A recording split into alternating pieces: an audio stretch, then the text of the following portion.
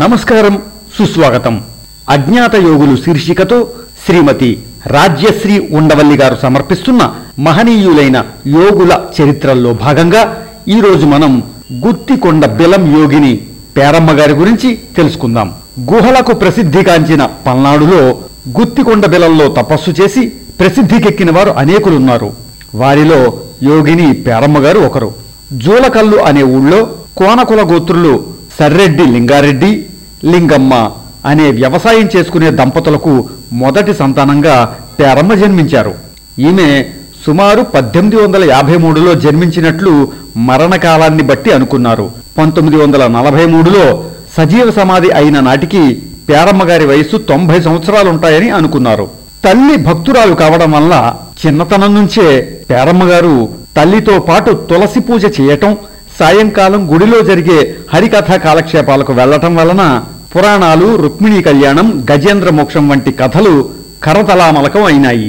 పేరమ్మగారు చిన్నతనంలో స్నేహితులతో ఆడుకోవడానికి వెళ్లేవారు కాదు. చదువు రాకపోయినా ప్రతిరోజు వినటం వలన తను ఇతరులకు తిరిగి చెప్పగల జ్ఞానం సంపాదించింది. 11 ఏళ్ల వయసులో పొలం కాపలా కాస్తూ ఉండగా అక్కడ ఒక ఆజానుబాహుడు మహాత్ముడిలా కనిపించే పెద్ద గడ్డం, తెల్లని జుట్టుతో ఉన్న మనిషిని చూసి ఆయన వెంట నడుచుకుంటూ గుత్తికొండ బిలం దగ్గరకు వెళ్లి లోపల ప్రవేశించి నిద్రాహారాలు లేకుండా ఆ మనిషిని చూస్తూ 3 రోజులు అక్కడ ఉన్నది. ఆ ముని 3 దినముల తర్వాత కళ్ళు తెరచి పేరమ్మను చూసి ఎందుకు వచ్చావు అని అడగ్గా, నాకు తెలియదు, మీరు నన్ను ఆకర్షించారు, మీరు మునీశ్వరులుగా ఉన్నారు, నాకేదన్నా మంచి మార్గం చూపించండి అని అడిగారు పేరమ్మగారు. ఆయన తాను ముచికుంద మహర్షినని చెప్పి మంత్రోపదేశం చేసి పంపారు. వెళ్లే ముందు కర్మశేషం ఉన్నందున పెండ్లి చేసుకుని సంసార జీవితం అనుభవించిన తరువాత 42 సంవత్సరాలకు తానే తిరిగి రప్పించుకుంటానని, అప్పటి వరకు తాను ఉపదేశించిన మంత్రాన్ని శ్రద్ధగా చేస్తూ శివరాత్రి, ముక్కోటి ఏకాదశి, తొలి ఏకాదశి శ్రద్ధగా చేయమని చెప్పి పంపించారు. 3 రోజుల పాటు కూతురి కోసం వెతికిన తల్లిదండ్రులు తరువాత ఆమె కనిపించినప్పుడు ఎక్కడికెళ్ళావని అడిగారు. తనకే తెలియదు అన్నది పేరమ్మగారు. కూతురు దొరికిందని సంతోషించి వారు మళ్లీ ఏమీ అడగలేదు. కాలక్రమంలో పేరమ్మకు కోల లక్ష్మీ నరసారెడ్డి గారితో వివాహం జరిగింది. 3 ఆడపిల్లలు కలిగారు. సంసారంలో ఉంటూనే మంత్రానుష్ఠానం చేస్తూ అప్పుడప్పుడు పుట్టింటికి వచ్చినప్పుడు గుత్తికొండ బిలంలో ఉన్నటువంటి ముచికుంద మునిని కలిసి వస్తూ ఉండేది. సహజంగా భాగవత భక్తురాలు, మహాపతివ్రత అయిన తన భార్య అప్పుడప్పుడు రాత్రిళ్లు ఎక్కడికో వెళుతున్నదని భర్తకి తెలిసింది. భార్య మంచిదని తెలిసినా ఇరుగు పొరుగు వారు గమనించి ఏదైనా అపవాదు వేస్తారని ఒకసారి ఆమెను అనుసరించి తాను కూడా బిలం చూసి పేరమ్మ మునులతో మాట్లాడటం, వారి తేజస్సును చూసి తన భార్య మహాత్మురాలని గుర్తించారు నరసారెడ్డి గారు. ఆమె వల్ల తన వంశం పావనమైందని అనుకున్నాడు. పేరమ్మ కర్మ పట్ల గౌరవ భావాన్ని పెంచుకున్నాడు. పేరమ్మకు కర్మ పరిసమాప్తి అయ్యే సమయం ఆసన్నమయ్యి ఆమె 42వ ఏట ఏ జబ్బు లేకుండానే భర్త లక్ష్మీ నరసారెడ్డి మరణించారు. పేరమ్మ కర్మ పరిపాకమైందని గ్రహించి రోజూ మాదిరి ధ్యానంలో ఉండగా ముచికుంద మహర్షి ప్రత్యక్షమయ్యి తను చెప్పిన సమయం వచ్చిందని, పుష్య బహుళ సప్తమి నాడు శిష్యులతో కలిసి బిలం దగ్గరకు రమ్మనమని పిలిచారు. స్వామి చెప్పినట్లు భజన కార్యక్రమం ఏర్పాటు చేయగా అర్ధరాత్రి 1 గంట సమయంలో మెరుపు మెరిసి పేరమ్మ చేతిలో విభూతి పండ్లు పడినవి. భక్తులందరూ జయ జయధ్వానాలు చేసి పేరమ్మ మహాత్మ్యాన్ని వేనోళ్ల కొనియాడారు. తరువాత కార్తీక పౌర్ణమి నాడు ముచికుంద మహర్షి పేరమ్మను గుత్తికొండ బిలం రమ్మని తనతో పాటు తీసుకెళ్లారు. పిల్లలను తల్లి దగ్గర ఒకరిని, 2 అత్తగారింట్లోనే విడిచి వెళ్లారు పేరమ్మగారు. 2 ఏళ్ల తరువాత చిన్న కూతురు మరణించింది. గుత్తికొండ బిలంలో ప్రథమ యోగిని అయిన పేరమ్మ తరువాత కొంతకాలానికి శనబాటి సుభద్రమ తోడుగా ఉండటానికి వచ్చారు. అది గురువుల మహిమ. యోగ సాధనలో పరాకాష్ఠ చేరిన పేరమ్మకు కుండలిని ప్రబోధం జరిగింది. శక్తులు వాటంతటవే వచ్చి చేరాయి. శ్రీ రాజరాజేశ్వరి అమ్మవారి దర్శనమయ్యి గురుస్థితి కల్పించినది. ఇతరులకు మంత్రోపదేశం చేయడానికి అర్హత కలిగింది. పేరమ్మ ప్రథమ భక్తురాలు సుభద్రమ్మగారు. ఆవిడకు పేరమ్మగారు మంత్రోపదేశం చేశారు. క్రమంగా పేరమ్మగారి మహిమ చుట్టుపక్కల గ్రామాల్లో మారుమోగింది.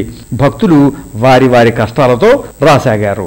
సంతానం కోసం వచ్చేవారు కలరా మసూచి వ్యాధులతోనూ వారి వారి తీరని సమస్యలతో వచ్చేవారికి పేరమ్మగారు తీర్థప్రసాదాలిచ్చి నయం చేసేవారు. వారితో అన్న సంతర్పణలు చేయించేవారు. బిలం దగ్గర కేవలం ఒక స్త్రీ తన ఆధిక్యాన్ని ప్రదర్శిస్తున్నదని అక్కడ ఉండేవారు పేరమ్మను అక్కడ నుంచి తరలించాలని ఆమె గుడిసెకు నిప్పు పెట్టారు. దానిని ముందే గ్రహించిన పేరమ్మ ఆ రాత్రి జూలకొట్టంలో ఉంది. తరువాత వారు కోర్టులో కేసు పెట్టారు. ఆ తరువాత మద్రాసు హైకోర్టు జడ్జికి కలలో కనిపించి జడ్జి ద్వారా బెలం దగ్గర ఆశ్రమ నిర్మాణానికి పేరమ్మగారు అనుమతి సంపాదించారు. ఆశ్రమం నిర్మాణమైంది. బెలం దగ్గర బాలమల్లేశ్వర స్వామి ఆలయాన్ని కూడా నిర్మించారు. పల్నాటి వీరుడైన బ్రహ్మనాయుడి బెలంలో తపస్సు చేసుకుంటూ ఇప్పటికీ ఉన్నాడని ప్రతీతి. పేరమ్మగారు పూర్వజన్మలో శివనందుల కోట రాణి సిరినాగులదేవి కూతురు. అక్క పిన్నక్కయని, తరువాతి జన్మలో మాంచాలయని నానుడి. బ్రహ్మనాయుడి కొడుకు బాలచంద్రుని పేరుతో బాలమల్లేశ్వర స్వామి విగ్రహ ప్రతిష్ఠ చేయించారు.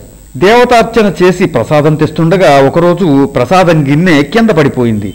పేరమ్మగారు చాలా బాధపడి ముచికుంద మహర్షిని ప్రార్థించగా అక్కడ తవ్వితే నిధి లభిస్తుందని, దానితో ఆశ్రమాన్ని పెద్దగా చేయమని చెప్పారు. ఆ విధంగా నిధి లభించగా ఆశ్రమానికి కావలసిన సామాన్లు అన్న సంతర్పణకు పనికి వచ్చేవన్నీ కొని యథావిధిగా ఆశ్రమాన్ని నడపసాగారు. అక్కడ చెరువులో స్నానం చేసి పేరమ్మగారిచ్చిన తీర్థప్రసాదాలు తీసుకున్న వారికి అన్ని రకాల ఇడుములు తీరేవి. పేరమ్మగారు నిత్యం ఆ చెరువులో స్నానం చేసేవారు. అలా చేస్తుండగా 1942 సంవత్సరంలో చెరువులో నుంచి ధ్వనులు వినిపించేవి. వెంటనే పేరమ్మగారు బెలం లోపలికి వెళ్ళేవారు. అప్పుడు నాగకన్య అయిన మాంబాల సూక్ష్మ రూపంలో కనిపించి పేరమ్మకు గుత్తికొండ బెల మహాత్మ్యాలు యోగామృతము చెప్పగా విని బయటకు వచ్చి పేరమ్మ తను విన్నదంతా మారెళ్ల రామకృష్ణయ్య చౌదరికి చెప్పగా ఆయన రాశారు. ఇది 240 పేజీల పుస్తకం తరువాత అచ్చయింది. ఈ గ్రంథంలో కుండలినీ యోగం, హంసస్వరూపం, తత్వాలు, పాటలు, స్తోత్రాలు, పూజా విధానం, కాలజ్ఞానాలు, బిలమహాత్మ్యం, ముచికుంద, మాంచాల, బాలచంద్ర నాయకుల చరిత్రలు, ఆత్మబోధల కర్మకాండ ఉన్నప్పటికీ అప్పటి భాష ఇప్పుడు ఎవరికీ అర్థం కాని స్థితిలో ఉన్నది. అందరు యోగుల మాదిరిగానే పేరమ్మగారు కూడా తన అంతిమకాలం సమీపించిందని శిష్యులకు చెప్పి సజీవ సమాధి ఏర్పాట్లు చేసుకుని 1942 సంవత్సరం డిసెంబర్ 21వ తేదీన మంగళవారం రోజు భక్తులందరికీ ప్రసాదం పంచి జీవ సమాధి అయ్యారు. 40 రోజుల తర్వాత తీసి చూసి మరలా మోయమని పేరమ్మగారు చెప్పారు. 40 రోజుల తర్వాత యోగిని పేరమ్మ దేహం కొంచెం కూడా మార్పు లేకుండా, తలలోని పూలు కూడా వాడకుండా అట్లాగే ఉండటం భక్తులు చూశారు. పెట్టిన దీపం వెలుగుతూ అగరవత్తులు కూడా ఆరకుండా అట్లాగే ఉండటం చూశారు. అమ్మ మహిమను స్తుతిస్తూ సమాధికి ప్రదక్షిణలు చేసి మరలా మూశారు. ప్రస్తుతం పాత ఆశ్రమం మందిరం శిథిలమవ్వగా భక్తులు కొత్త మందిరం కట్టి భక్తి శ్రద్ధలతో పూజలు చేస్తున్నారు. కాలగర్భంలో ఆమెను అందరూ పేరమాంబ అని పిలుస్తున్నారు. పేరమ్మగారి వార్షికారాధన మార్గశిర బహుళ నవమి నాడు జరుపుతున్నారు. శాశ్వత పాలక మండలి ఏర్పాటు చేశారు. ప్రతి సంవత్సరం ఆరాధనోత్సవాలు జరుగుతూ ఉన్నాయి. ప్రొఫెసర్ బివి రామరాజు గారి ఆంధ్రయోగులు రచన ఆధారంగా సేకరించిన గుత్తి కొండబెలం యోగిని పేరమ్మగారి చరిత్ర 2018 సంవత్సరం జనవరి నెల వందేహం రామదూతం పత్రికలో ప్రచురితమైంది. నమస్కారం.